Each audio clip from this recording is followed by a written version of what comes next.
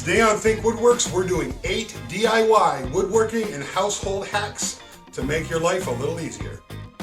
Alright, so if you've been watching my channel for a while, some of these you're going to have seen before, most of them you haven't. Hack number 1, sometimes you're going to need to drill a pilot hole for a screw, or maybe you need to drill a pilot hole in some hardwood before you run a nail in. And if you don't have the right size drill bit, you can just take a nail that you're going to use, clip the head of it off, put it in your drill,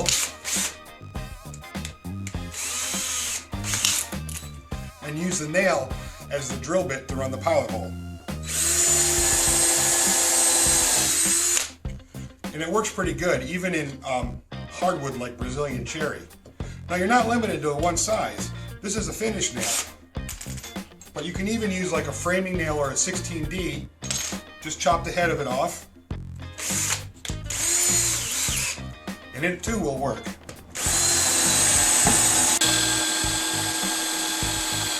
Hack number 2 and 3.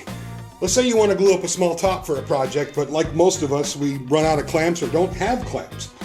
The really easy thing to do is just take a couple of scrap wood pieces and screw them down to a work surface a little bit, just a little bit wider than the actual width of the top. And I like to put wax paper underneath my glue up so I don't get glue all over my work surface, but I can't find my scissors. So the second hack is just take a metal straight edge and lay it over the top and pull up. You'll get a nice clean edge every time. Now that I've got my block screwed down and my wax paper's cut and down, I'm just going to put some glue on, which I've already done on my work pieces, and I'm going to lay them in there tight up against the back block, and then take a couple of wedges. Now you can buy shims at the local hardware store, or you can cut a couple yourself and just put them in on either end and tap them into place.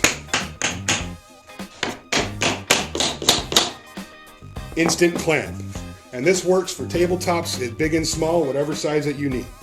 Okay, hack number 4 and 5 are another glue up trick and clamp trick. Let's say I've got 3 pieces of wood that I want to glue together to make a big thicker piece for a leg.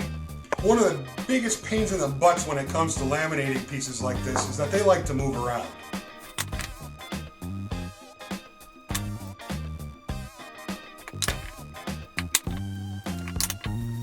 So after I've got my glue evenly spread on, rather than trying to wrestle these things while I'm clamping them to keep them nice and square, I'll just take some table salt and just a couple, it does not need much, just a few little grains on it. It won't affect the adhesion and it'll keep that wood from sliding around. With my pieces glued and salted, I need to clamp them now. And again, no clamps, or just not enough clamps. So I cut out some simple C-shapes with a mouth just wider than the width of the piece that I'm clamping. And you can cut this out on a scroll saw, a jigsaw, bandsaw, or even a coping saw. Now if you don't have a coping saw or any of those tools, you can just cut a small block of wood, again, a little bit larger than the width of the piece that you're clamping, and put a piece of wood on top and bottom and just screw it down, and it does the same thing. Just make sure you pre-tap some holes so you don't split the wood.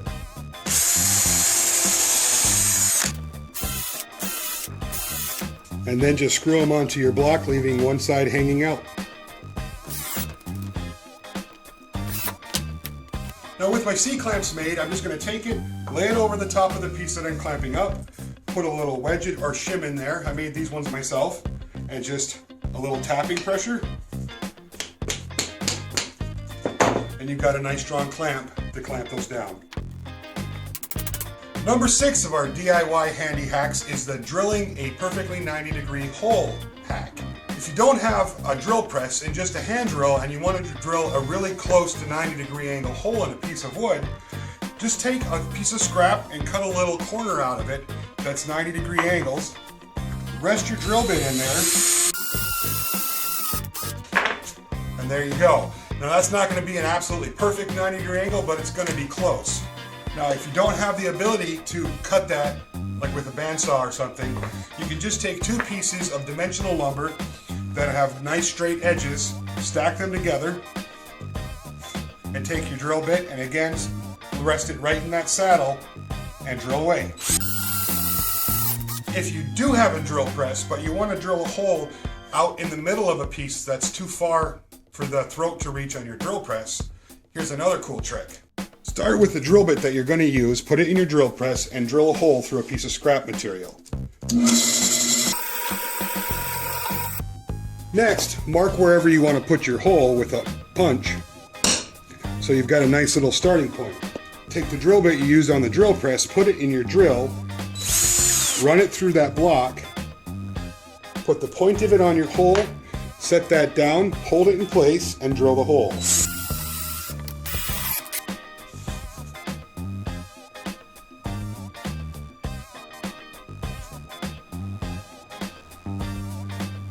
Number 7 on the roster today is a sharpening hack.